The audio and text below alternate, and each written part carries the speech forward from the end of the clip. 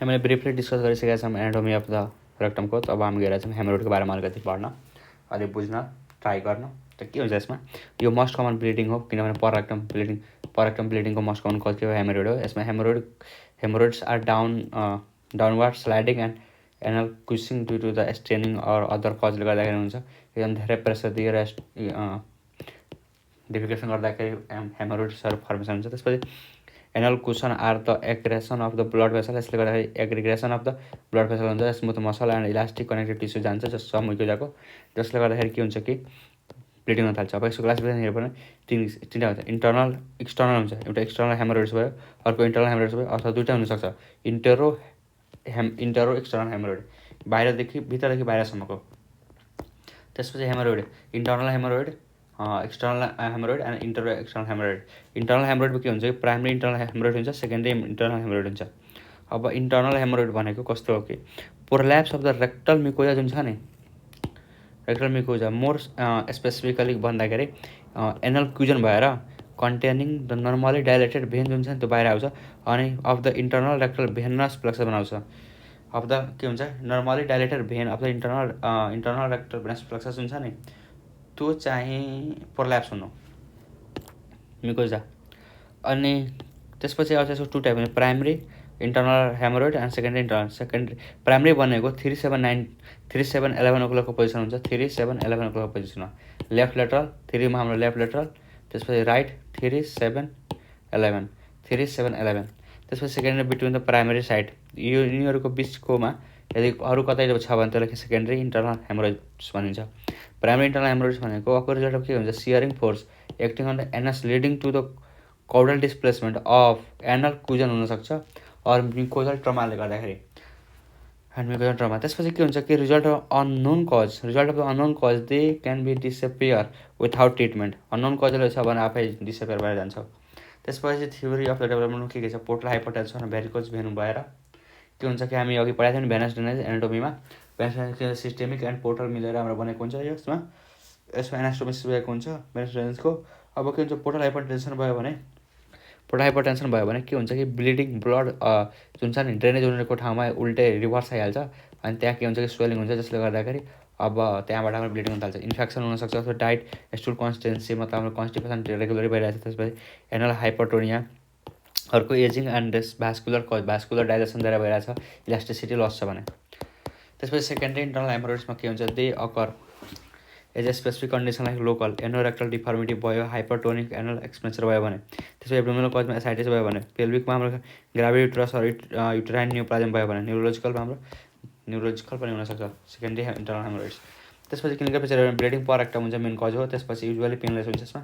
त्यसपछि feeling of the passing ground glass, के हुन्छ, feeling of passing ground glass as they defecate, ground glass देखिन्छ, passing ground glass appearance of blood. त्यसपछि के हुन्छ कि skin around the anus irritation itching हुन्छ। त्यसपछि के हुन्छ, complain of lump dead appears, के हुन्छ, appear at the anal orifice during the डिफिकेसन।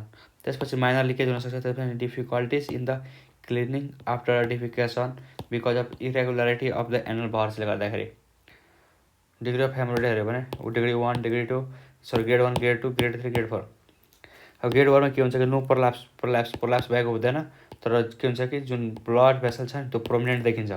Grade 2मा के प्रोल्याप्स अपन बियरिङ डाउन तल आउँछ, तर के हुन्छ कि यसमा स्पोन्टेनियस रिडक्सन आफै भित्र जान्छ,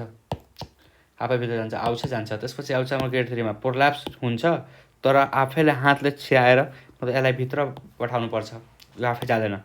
ग्रेड 4मा के हुन्छ कि रिड्युस पनि हुँदैन, prolapse with inability to the minimal reduce गर्दा पनि जाँदैन। त्यसपछि कम्प्लिकेसन अफ हेमरोइड हेऱ्यो भने स्ट्राङ्गुलेसन एन्ड थ्रोम्बोसिस, अल्सरेसन हुनसक्छ, ग्याङ्ग्रेन हुनसक्छ। त्यसपछि हाम्रो पोर्टल पाइरेमिया हुनसक्छ। त्यसपछि फाइब्रोसिस हुनसक्छ। Investigation for rectal examination for cancer only thrombosed or fibrosed piles, प्रोटोस्कोपी।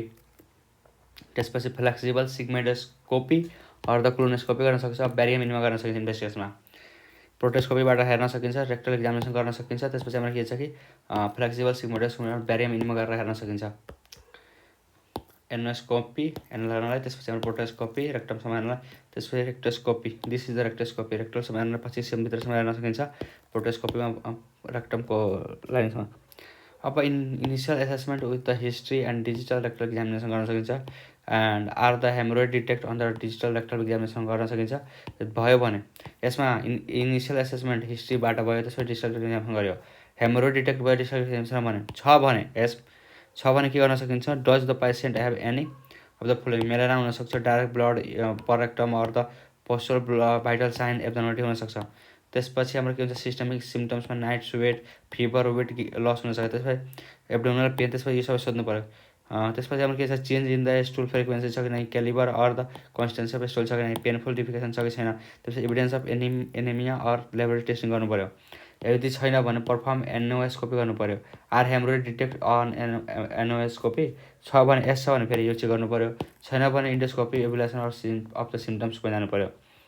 यदि यो गरेपछि हाम्रो के हुन्छ कि अब छ भने इन्डोस्कोपी एभुलेसन अफ सिम्टममा जानु पऱ्यो, छैन भने के गर्नु, does the patient have history of the यो फ्लोइङ क्रोनिक डिजिजको फ्याक्टर रिस्पेक्ट हेर्नु पऱ्यो, हिस्ट्री अफ जिआई ब्लडिङ लस, त्यसपछि हाम्रो जिआई ब्लिड लसको, त्यसपछि ब्लड लसको, त्यसपछि कोलोरेक्टल क्यान्सर छ कि कोलोरेक्टल पोलिप्सको बारेमा हेरिडेटरी कोलोरेक्टल क्यान्सर सिम्टम्सहरू चेक गर्नु पऱ्यो, त्यसपछि इन्फ्लामेटरी बल डिजिजको, त्यसपछि पेल्भिक रेडिएसन थेरापी, त्यसपछि हाम्रो के छ, history of the family history of inflammatory bowel disease, family history of the evidence of colorectal polyps, त्यसपछि कोलोरेक्टल क्यान्सर हेरिडेटरी प्रब्लम्स, यिनीहरूको हिस्ट्री छैन, यिनीहरूको सबै चेक गरेपछि छ भने इन्डोस्कोपी एभुलेसन जानु पऱ्यो, छैन भने के गर्नु पऱ्यो, फेरि मोर देन 40 एज छ भने फेरि इन्डोस्कोपी एभुलेसन जानु पऱ्यो, छैन भने ट्रिट फर प्रिजम्पली फर हेमरोइड्सको ट्रिटमेन्ट चलाउनु पऱ्यो। ट्रिटमेन्टको लागि के गर्नु पऱ्यो, प्रिभेन्टिभमा हाम्रो के हुन्छ, डाइट, फाइबर, लेक्जेटिभ फाइबर दिनु पऱ्यो, लिक्विड लेक्जेटिभ, त्यसपछि थेरापेटिकमा हाम्रो के हुन्छ, मेडिकल लोकल एप्लिकेसनमा सिड्स बाथ डाइट दिन सिड्स बाथ डाइट दिन सकिन्छ, त्यसपछि लेक्जेटिभ ड्रग एनाल्जेसिक दिन सकिन्छ। पारासर्जिकलमा के हुन्छ, एस्केलोथेरापी, ब्यान्डिङ अर के भन्छ क्रायोथेरापी, इन्फ्रारेड कङ्गुलेसन, त्यसपछि लेजर थेरापी अर डोप्लर गाइडेड हेमरोइड लाइगेसन गर्न सकिन्छ। सर्जिकलमा ओपन हेमरोइडेक्टोमी गर्न सकिन्छ, क्लोज हेमरोइडेक्टोमी गर्न सकिन्छ, स्टेपल हेमरोइडेक्टोमी गर्न सकिन्छ, एनल स्टेचिङ जसलाई रेकामियर्स अर लट्स भनिन्छ त्यो गर्न सकिन्छ। अब फर्स्ट डिग्री हेमरोइड छ भने त्यसको conservative management of high fibre rich diet दिन सकिन्छ, त्यसपछि abnormalization bowel and defecation habit के हुन्छ, अन्ली के हुन्छ, evacuation when the natural desire to the arise, जुन बेला डिफिकेसनको एराइज के भन्छ, जुन बेला डिफिकेसन गर्न मन नेचुरल डिजायर आयो त्यही बेला गर्नु पऱ्यो। त्यसपछि के गर्नु पऱ्यो, एप्रोप्रिएटली के भन्छ defecatory position or minimal straining, त्यसपछि हाम्रो addition of stool softener or bulking agent दिनु पऱ्यो, त्यसपछि proprietary creams insertion into the rectum at night and before the defecation. त्यसपछि हाम्रो के छ, स्केलोथेरापी गर्न सकिन्छ first degree second degree haemorrhoid छ भने। यसमा arachis oils or almond oil दिइन्छ, submucosal injection 3 to 5 ml of the 5% phenol in the arachis oil or अलमन्ड ओइलमा दिन सकिन्छ। त्यसपछि injected into submucosa above the pectinate line perivascular, त्यसपछि repeat after the 8 weeks and cause of fibrosis muscular submucosal region leading to के हुन्छ, leading to the mucosal fixation छ कि छैन। त्यसपछि Barron banding for the second डिग्रीको लागि हाम्रो फर द बल्क पाइल्स छ भने एभिकेसन अरू के भन्छ मोर डिफिकल्ट छ भने त्यसमा ब्यारन ब्यान्डर गर्न सकिन्छ। कमनली एभेलेबल डिभाइस हो tight the elastic band or into the base of the pedicle ischaemic necrosis of the sloughing of the within 10 days। Disadvantage भनेको चान्स अफ द ब्लिडिङ हुन्छ यसमा। This are the other methods, cryotherapy, त्यसपछि infrared photo coagulation and laser therapy for the 3 days piles, अनि त्यसपछि हाम्रो के हुन्छ Doppler guided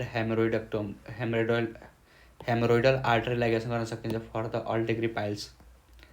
for the surgery indication के हुन्छ, third degree fourth degree haemorrhoid छ भने second degree haemorrhoid has not been the cure छैन नन अपरेटिभ ट्रिटमेन्टले गर्दाखेरि।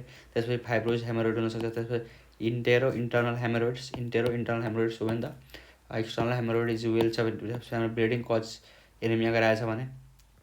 त्यसपछि एस्टेपलर हेमरोइड डोप्याक्सी अर स्टेपल्ड हाम्रो हेमरोइडेक्टोमी गर्न सकिन्छ। And I think we discuss more in the next video.